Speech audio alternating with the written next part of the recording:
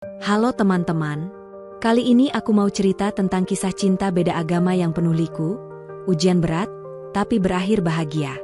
Bagaimana Nathan dan Alia melewati semua perbedaan dan tekanan keluarga? Apa rahasia mereka bisa bertahan sampai akhirnya bersatu? Yuk, simak cerita lengkapnya sampai habis. Tulis ya di kolom komentar. Kalian dari kota mana dan bagaimana pendapat kalian tentang cinta beda agama ini? Jangan lupa klik subscribe supaya nggak ketinggalan cerita menarik lainnya. Untuk teman-teman yang sudah subscribe, semoga Allah selalu memberkahi hidup kalian dengan cinta dan kebahagiaan. Suara rintik hujan mengguyur pelataran kampus siang itu. Alia bergegas menuruni tangga gedung fakultas sambil menutupi kepalanya dengan map. Jaket panjang berwarna biru dongker yang ia kenakan sudah setengah basah, tapi ekspresinya tetap tenang. Gadis berhijab itu memang dikenal sebagai pribadi yang lembut dan mandiri. Ia sedang terburu-buru menuju ruang sekretariat organisasi kemahasiswaan, tempat di mana rapat penting akan segera dimulai. Di lorong sempit menuju ruangan itu, Alia hampir menabrak seseorang. Seorang laki-laki tinggi dengan rambut sedikit basah berdiri, mematung sambil memandangi papan pengumuman. Kertas-kertas yang terjatuh dari tangan Alia membuat suasana jadi canggung. "Maaf," ujar pria itu cepat sambil membantu memunguti kertas-kertas yang berserakan. Alia tersenyum kaku. "Iya, gak apa-apa. Makasih." Itulah pertama kalinya Alia bertemu Nathan. Nathan adalah mahasiswa pindahan dari Bandung. Wajahnya tak asing, karena beberapa kali Alia melihatnya ikut dalam pertemuan organisasi kampus. Tapi mereka belum pernah benar-benar berbicara. Sejak hari itu, Nathan mulai sering muncul di agenda rapat. Diam-diam, ia mengamati Alia yang selalu datang tepat waktu, mencatat dengan rapi, dan berbicara seperlunya. Ada sesuatu dari Alia yang membuat Nathan merasa tenang. Suatu sore setelah rapat, Nathan duduk di bangku taman kampus. Ia melihat Alia membaca buku di bawah pohon rindang. Entah dorongan dari mana, ia mendekat. "Kamu sering baca buku filsafat, ya?" tanya Nathan sambil menunjuk buku yang dipegang Alia. Alia sempat terkejut, tapi ia hanya tersenyum tipis. "Kadang. Ini bukan filsafat sih, ini lebih ke kajian akhlak." Nathan mengangguk pelan. "Kamu sering ikut kajian juga ya? Aku lihat di mading, kamu yang nulis pengumuman kajian Kamis sore." Alia menutup bukunya. Tatapannya sedikit waspada, tapi tetap ramah. "Iya, kamu mau ikut?" tanyanya. Nathan tersenyum. "Mungkin. Aku penasaran aja, tapi aku Kristen." Alia tidak bereaksi aneh. Ia hanya mengangguk pelan. "Gak apa-apa. Kajian itu terbuka untuk siapa aja. Selama kamu nyaman." Percakapan itu menjadi awal dari benih-benih kecil yang belum mereka sadari akan tumbuh menjadi sesuatu yang jauh lebih besar. Malam harinya, Nathan memikirkan ulang apa yang ia rasakan. Entah kenapa, pertemuannya dengan Alia terasa berarti.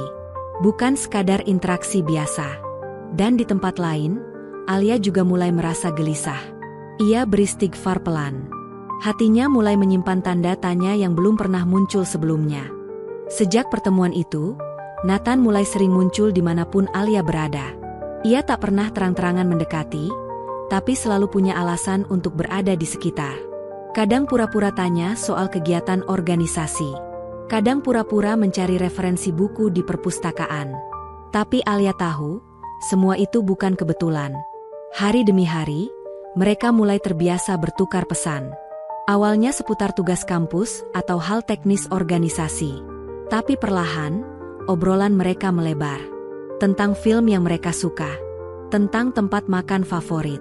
Tentang hal-hal remeh, tapi cukup untuk membuat Alia mulai menunggu-nunggu notifikasi dari Nathan. Alia mulai takut. Ia tahu batas yang tak boleh dilanggar. Ia sadar perasaan bisa tumbuh tak terkendali. Terlebih ini bukan soal cinta biasa. Ini cinta yang diselimuti perbedaan keyakinan. Sesuatu yang bahkan dalam diam bisa menyesakkan dada. Suatu sore, Nathan mengajak Alia ngobrol setelah rapat. Mereka duduk di bawah langit senja kampus, ditemani sisa cahaya matahari yang perlahan meredup. "Alia," ujar Nathan perlahan. "Boleh aku jujur?" Alia menunduk, jantungnya berdetak lebih cepat. "Silakan." "Aku nggak tahu kenapa, Tapi, aku selalu merasa tenang tiap ngobrol sama kamu. Kamu beda dari orang-orang yang pernah aku temui. Kamu punya sesuatu yang aku belum ngerti, tapi bikin aku penasaran terus. Alia terdiam.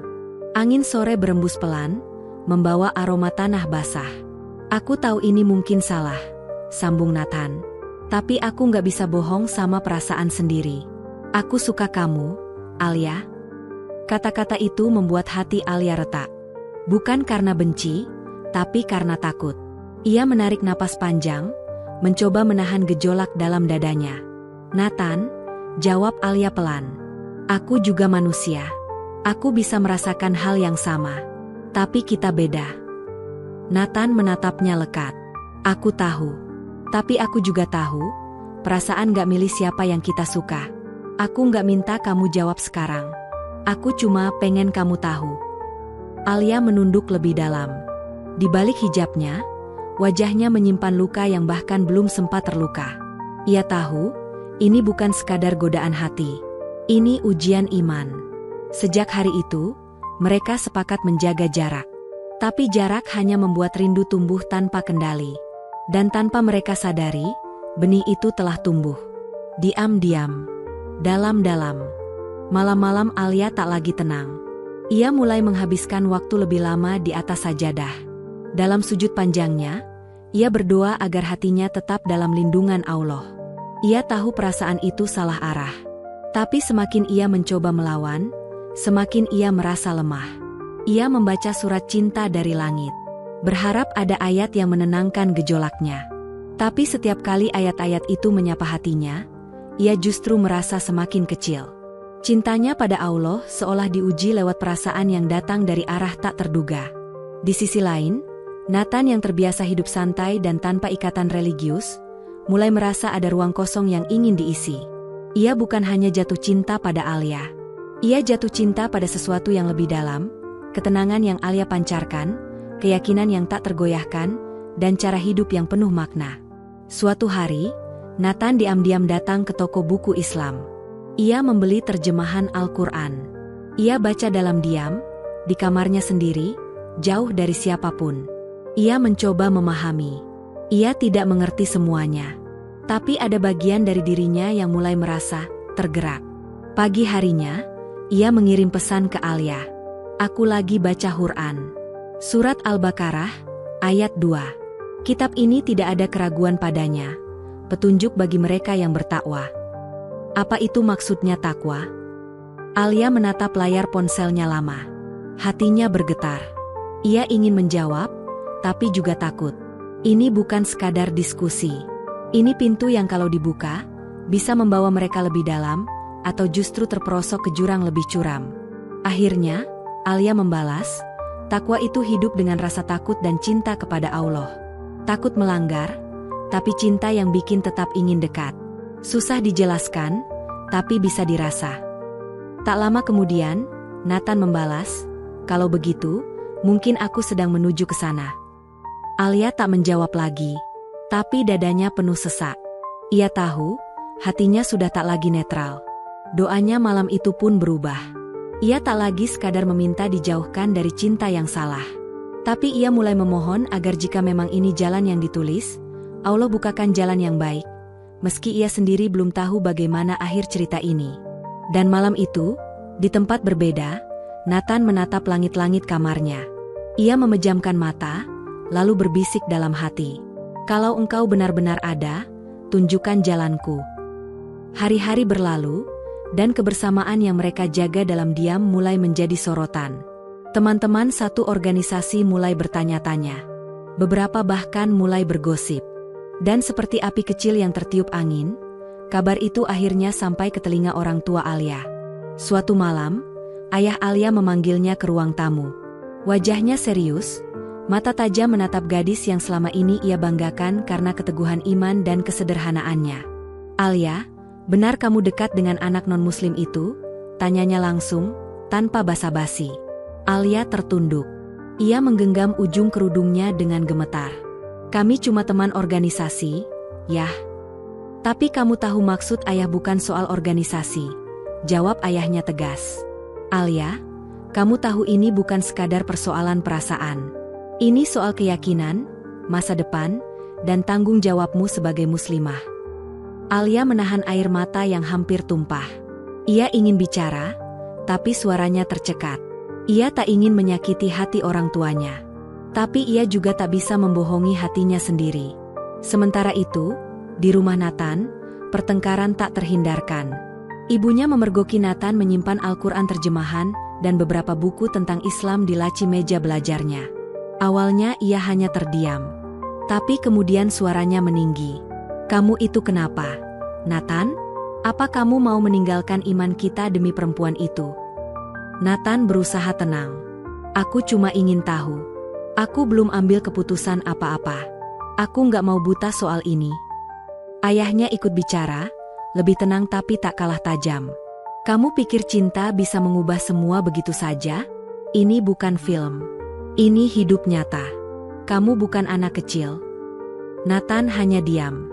Tapi matanya menyiratkan kegundahan yang dalam. Ia tahu ia sedang berdiri di tengah dua dunia yang tak akan mudah disatukan. Ia tidak ingin membohongi keluarganya. Tapi ia juga tidak ingin mematikan rasa yang selama ini justru membuatnya merasa hidup.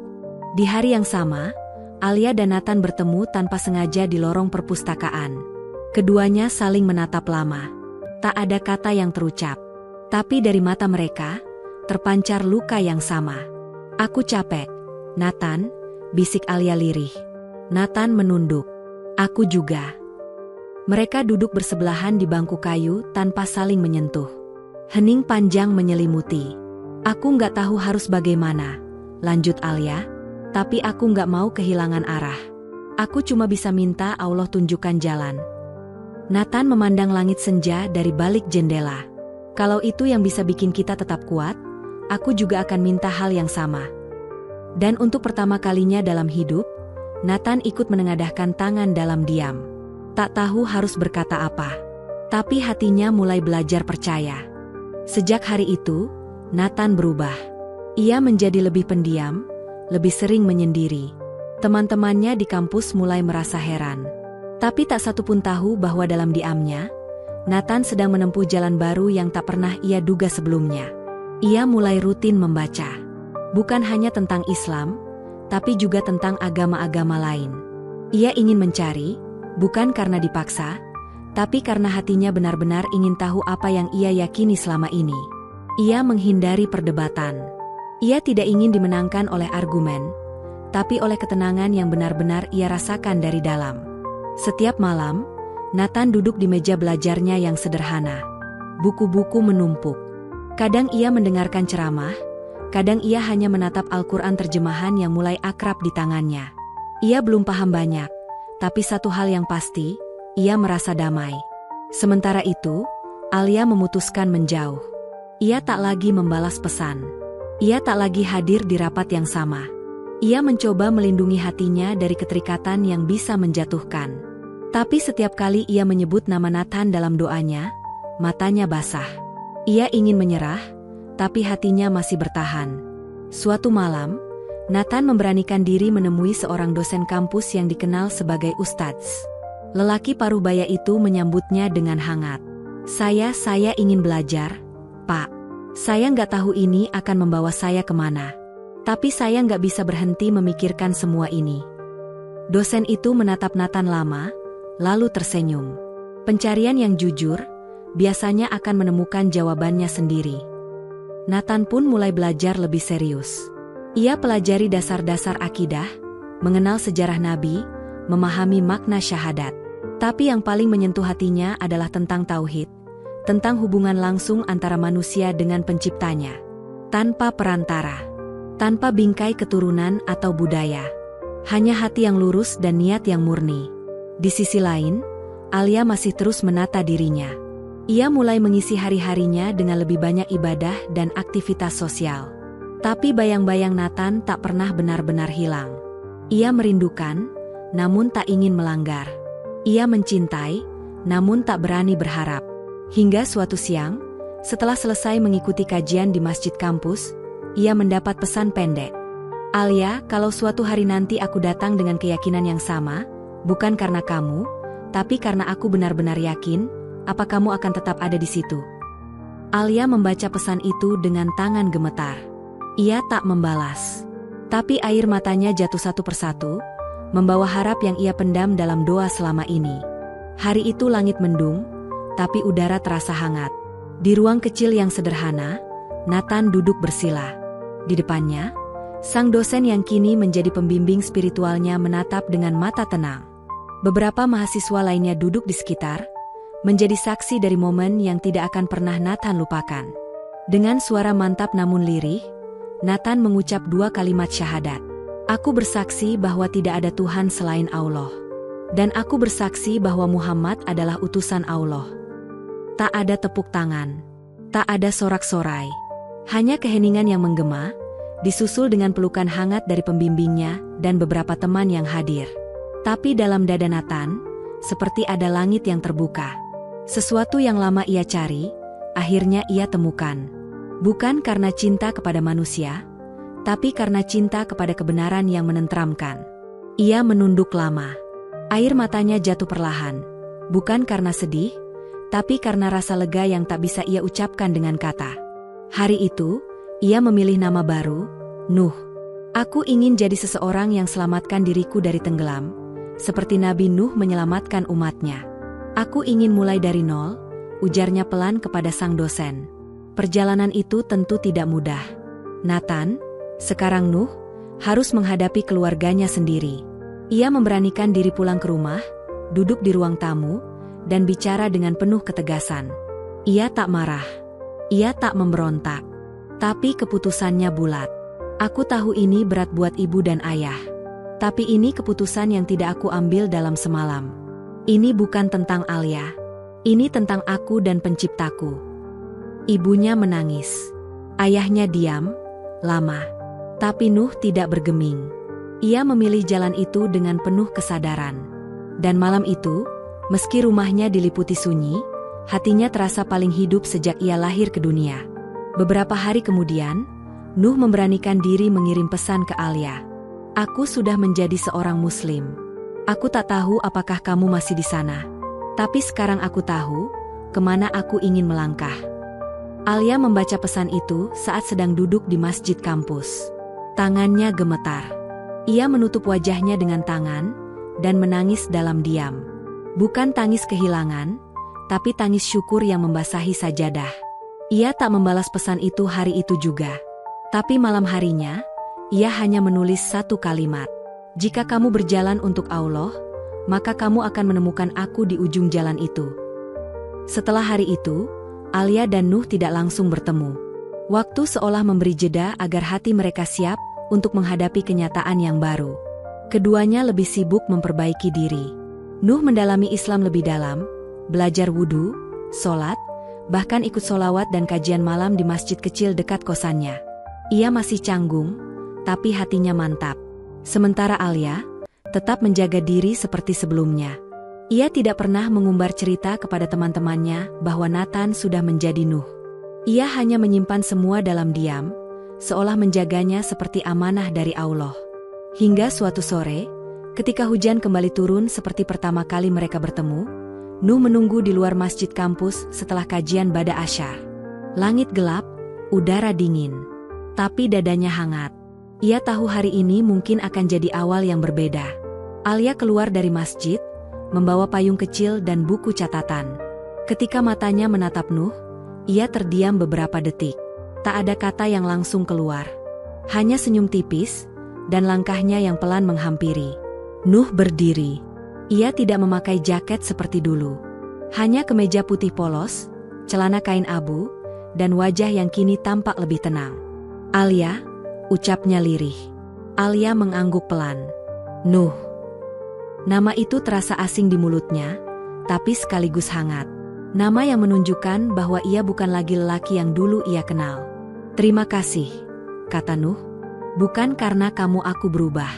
Tapi karena kamu, aku belajar mengenal sesuatu yang selama ini aku abaikan." Alia menatapnya, mata teduhnya mulai berkaca. "Aku nggak butuh kamu berubah demi aku," ucapnya. "Tapi aku tahu, kamu berubah karena kamu memang ingin menjadi seseorang yang lebih baik." Hujan semakin deras. Mereka berdiri di bawah atap kecil, hanya beberapa langkah dari gerbang masjid. Tak ada pelukan, tak ada sentuhan. Tapi jarak itu cukup untuk menyampaikan perasaan yang tak pernah benar-benar mati. Kamu tahu, lanjut Alia, dulu aku pikir kisah kita nggak mungkin. Tapi ternyata, Allah punya cara yang bahkan tak pernah kita duga. Nuh tersenyum. Aku belum jadi siapa-siapa. Aku masih belajar. Tapi kalau suatu saat kamu izinkan aku mendampingi, aku ingin kita sama-sama belajar. Alia menatap ke langit, lalu menunduk dan berkata pelan, kalau kamu tetap di jalan itu, insya Allah, kita akan bertemu lagi. Bukan hanya di dunia. Dan dengan itu, keduanya melangkah pergi ke arah yang berbeda. Tapi hati mereka kini berjalan menuju arah yang sama. Waktu terus berjalan, dan kisah mereka tak berhenti diuji. Setelah Nuh memutuskan mengikuti keyakinan barunya, bukan berarti semua menjadi mudah. Justru tantangan baru mulai datang dari arah yang tak terduga. Suatu hari, Alia mendapat kabar bahwa orang tuanya semakin menentang jika hubungannya dengan Nuh terus berlanjut. Mereka khawatir akan masa depan Alia, takut ia tersesat dan terluka. Orang tua Alia bahkan mulai membatasi komunikasi Alia dengan Nuh. Di sisi lain, keluarga Nuh juga belum sepenuhnya menerima perubahan itu. Meski mereka mencoba memahami, rasa kecewa dan kekhawatiran masih menyelimuti rumah kecil mereka. Bahkan ada tekanan dari saudara dan kerabat yang menuntut Nuh kembali ke jalan lama. Suatu malam, Alia duduk di kamarnya, memegang ponselnya. Pesan-pesan singkat dari orang tua dan Nuh yang jarang bertemu menumpuk. Hatinya hancur, namun ia tetap berusaha tegar. Ia teringat doa-doanya yang tak pernah putus, memohon petunjuk dan kekuatan dari Allah. Sementara Nuh, yang kini mulai aktif berdakwah kecil-kecilan di kampus, merasakan tekanan yang semakin berat. Teman-teman lama mulai menjauh, dan ia harus menghadapi keraguan dalam dirinya sendiri. Di tengah semua itu, mereka berdua masih saling menguatkan lewat pesan. Namun setiap kata terasa berat, setiap janji terasa rapuh. Ini ujian, Alia, tulis Nuh suatu malam. Jika kita benar-benar diuji, maka kita harus yakin bahwa Allah bersama orang-orang yang sabar. Alia membalas, aku percaya, Nuh. Tapi kadang aku takut kehilangan segalanya. Mereka tahu, cinta mereka bukan cinta biasa. Ini cinta yang harus diperjuangkan dengan iman dan kesabaran, yang setiap langkahnya penuh dengan tantangan dan ketidakpastian.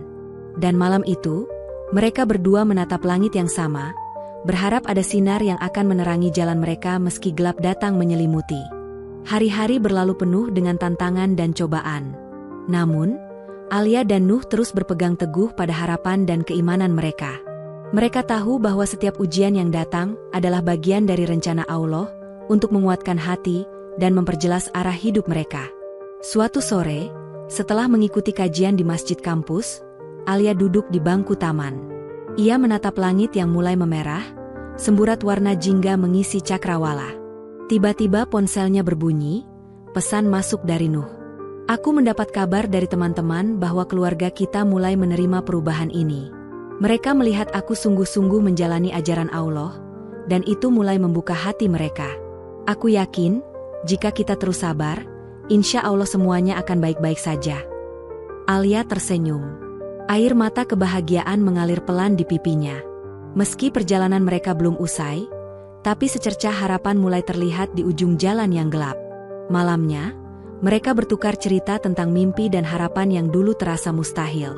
Tentang masa depan yang penuh berkah, tentang rumah yang akan mereka bangun bersama, bukan hanya dari cinta manusia, tapi dari cinta yang diberkahi oleh Allah. Nuh berjanji akan terus belajar dan menjadi lelaki yang pantas mendampingi Alia. Alia pun bertekad untuk terus menjadi